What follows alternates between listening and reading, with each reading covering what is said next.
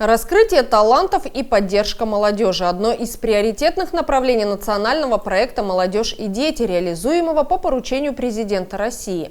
В рамках регионального проекта «Добрыми дорогами детства» ИНТУ посетили представители Ассоциации детских общественных объединений Республики Коми, профессиональные тренеры-медиаторы Коми Союза промышленников и предпринимателей и школьники из села Визинга. Мобильное подростковое пространство развернулось на нескольких площадках и работала в Приполярье 2 дня. Приезжие специалисты провели для интинцев массу мероприятий с играми-тренингами, встретились с активистами детских объединений, педагогами и родителями. Интенсивы проходили на базе гимназии номер 3 и Центра внешкольной работы. В ходе работы взрослые и дети обсудили важные вопросы школьных служб примирения, проведение мероприятий по профилактике буллинга и сплочению классов, обеспечение безопасной образовательной среды. По инициативе ребят года 3 назад или 4 при поддержке уполномоченного по правам ребенка в Республике Коми Татьяны Анатольевны Козловой родилась идея развивать школьную службу примирения. Ребята сказали, что мы хотим, чтобы в школах было безопасно.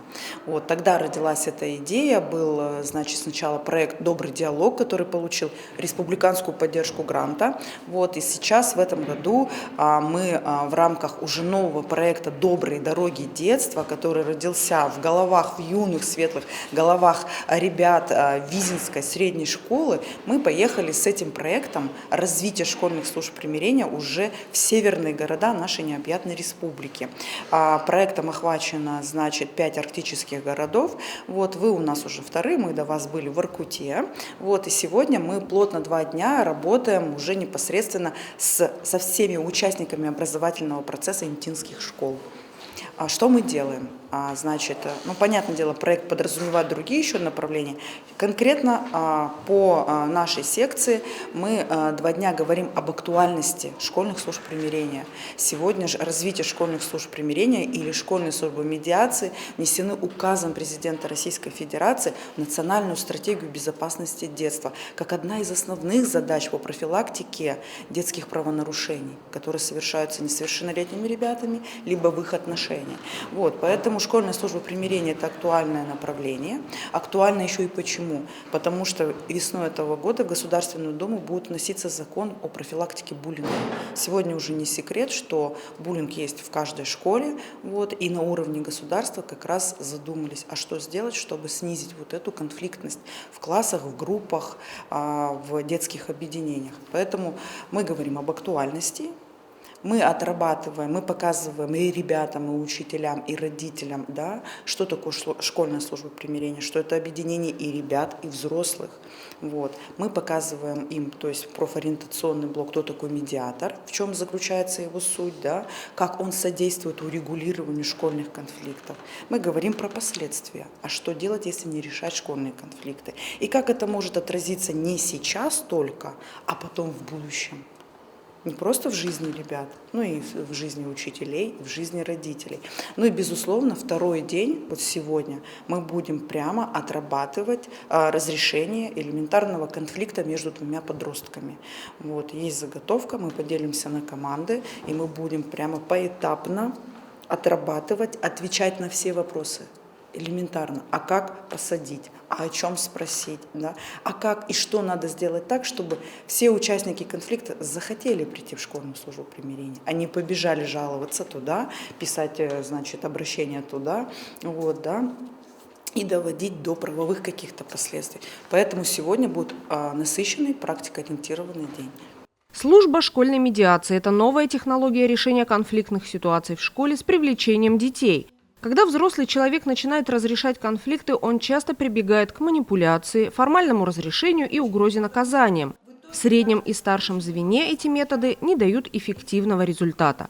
Конфликт не завершается, службы примирения же обеспечивают возможность не карательного, а конструктивного разрешения конфликтов.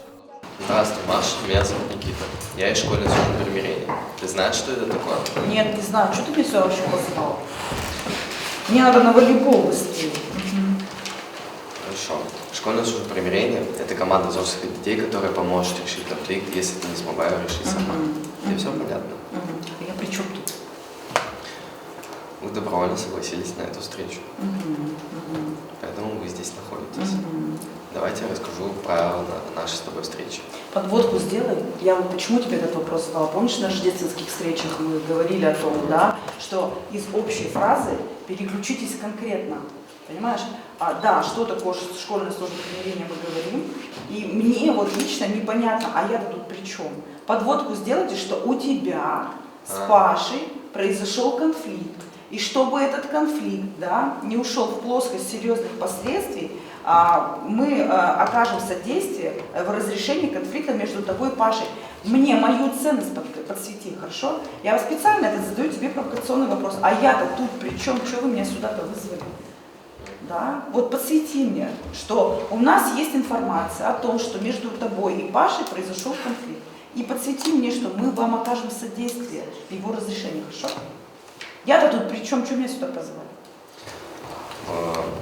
У тебя, Саша, произошел конфликт. Про телефон, что ли? Да. Ну да, вот. Вот. И для урегулирования данной ситуации мы позвали тебя для того, чтобы разрешить этот конфликт. Поможете мне? Да. Хорошо, да.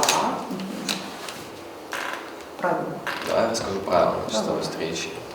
Вся информация, рассказанная о конфликте, будет конфиденциальна. То есть никто об этом не расскажет, никуда это не уйдет. Директор тоже не расскажет? Нет. Хорошо. Я как медиатор буду нейтрален. То есть я не за одну сторону, не за другую. Мне нейтральность поможет поднять себя. Работать мы соблюдаем добровольные встречи, и у нас равноправие сторон конфликта. Это все понятно? Хорошо. Да. Ну то есть ты не будешь говорить, что я виноват? Нет. Хорошо. Ладно, я согласна.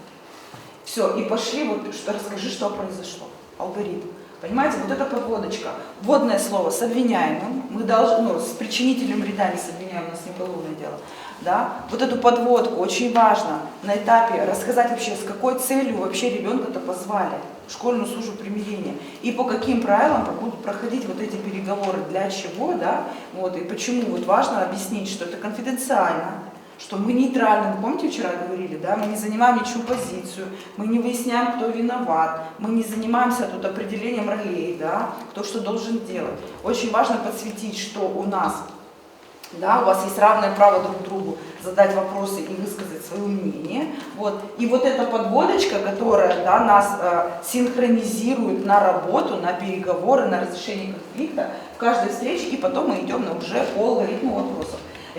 Школьной службой примирения я занимаюсь около 3 лет уже. Меня позвала подруга. Сначала я отказалась, но после, когда увидела, как активно начинает развиваться у нас в школе эта деятельность, мне очень стало интересно, и я подошла к нашему социальному педагогу Киневой Вере Владимировне, и они меня взяли на обучение, и после я уже начала сама работать. Я работаю около 2 лет уже. Меня как раз-таки пригласила Маша на семинар, который у нас проходил в школе. Обучали нас в течение 3 дней. Поначалу я думал, что какая-то неинтересная штука будет, но подойдя уже более к информации, которая была там, на этом семинаре, я понял, что это очень интересно.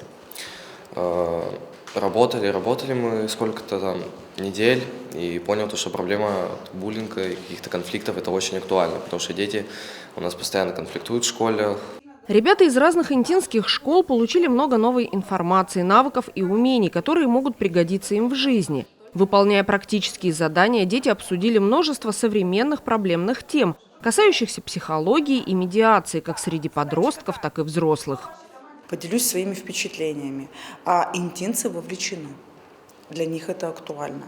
То есть и ребята подчеркивают актуальность, и ребята, и учителя говорят о существующих, я не могу сказать проблем, это слово конфликтоген, в вопросах в практике. То есть им это всем интересно.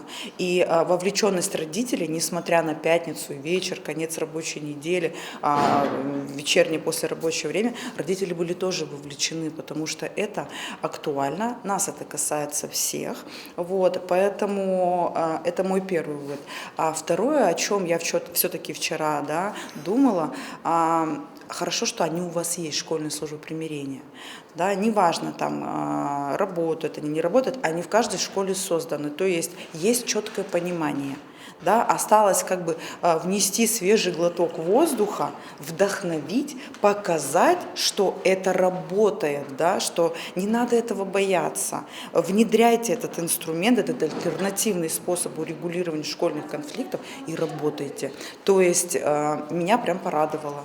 Если в каких-то школах, допустим, приезжаешь, спрашиваешь, есть школьная служба примирения, и она оказывается формально на бумаге, то в ИНТЕ есть четкое понимание. И я вот вчера со встречи с педагогами поняла, что есть педагоги, которые в курсе технологий восстановительных, которые имеют представление, как это работает, которые пытаются это внедрять в школу.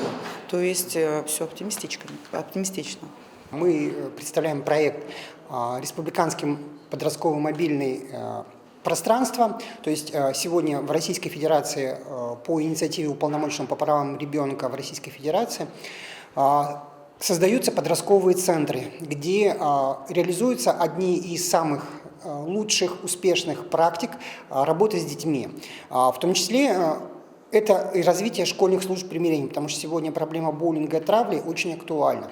И вот в рамках нашего мобильного подросткового центра мы привезли две практики, которые сегодня реализуем. Это развитие детских инициатив, когда подростки сами создают вокруг себя то пространство, которое им необходимо, решают те вопросы.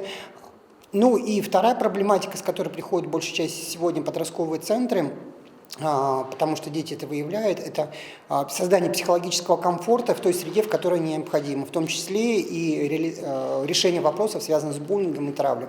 Вот поэтому наш мобильный подростковый центр выезжает вот в этих двух направлениях. То есть мы работаем со школьными службами примирения и работаем с лидерами детских общественных организаций, потому что сегодня, хотя и есть вроде бы единая детская организация «Движение первых», но в то же время мы должны понимать, что сегодня должны быть и местные организации, которые должны решать свои какие-то вот проблемы детства в том или ином муниципалитете. То есть сегодня должны работать школьные органы самоуправления, сегодня должны работать общественные организации, это и волонтерские, и пресс-центры, это какие-то профильные детские организации, ну и, конечно, объединяющие организации «Движение первых». То есть вот мы с ребятами разговариваем вот в этом направлении, а уже Наталья Николаевна вместе с командой существующей школьной службы примирения села Визенко уже разговаривает о создании нового направления, вот как общественная организация, это школьная служба примирения. То есть мы надеемся, что в Республике Коми у нас появится в рамках детского движения вот это профиль, когда в республике будет не один-два школьную службу примирения, а большое количество, которые будут базироваться как на базе образовательных организаций, так и на базе созданных подростковых центров, потому что сегодня государство выделяет средства, возможности оказывать методическую помощь и развивать подростковое пространство, куда подростки могут сами просто приходить, общаться и делать те дела, решать те проблемы, которые им сегодня актуальны. В ходе мероприятий, организованных для лидеров и активистов школьных объединений, юные интинцы вспомнили историю создания в нашей стране первых детских организаций, появившихся еще в царской России. Как проводилась военная подготовка, воспитывалась ответственность и патриотизм в потешных войсках и скаутовских отрядах во времена Петра I и Николая II. Николай II создает в преддверии какой войны? Первой мировой войны общественную структуру. То есть это была западная организация скаутская, Англия, Америка, Канада, то есть где появлялись первые скаутские отряды. То есть и Петр Иванов становится первым лейб-гвардейцем-лейтенантом, который становится руководителем этой общественной организации в Российской Федерации. В первую очередь скаутские отряды создавались в помощь солдатам Первой мировой войны. То есть они работали в госпиталях, помогали епархии, потому что скаутские организации это в первую очередь православные детские молодежные организации нашей Российской Федерации. То есть это была подготовка юных солдат к службе Российской империи. И вот поэтому в 1908 по 1920 год в России, то есть смотрите, даже в 1920 году существовали скаутские отряды. Это были в первую очередь школа строя и гимнастики. То есть ребят обучали строевой подготовке и гимнастике, то есть спортивная подготовка. Это были юные моряки, юные саперы, юные разведчики и потешные роты. То есть эти детские молодежные организации в первую очередь были подчинены кому, как вы думаете? Церкви. То есть они большей частью создавались при приходах, ну и, конечно, существовала, то есть в Москве существовала такая скаутская организация, когда готовили, то есть тоже прототип юнармии и военно-патриотических клубов, которые существуют до сих пор. Сейчас ваша задача 30 секунд подумать, в чем плюс данной организации. Скаутов. В рамках реализации проектов развития детского движения в республике команда специалистов посетит еще несколько муниципалитетов региона. По маршрутам доброго детства визит запланирован во все арктические города и районы Коми.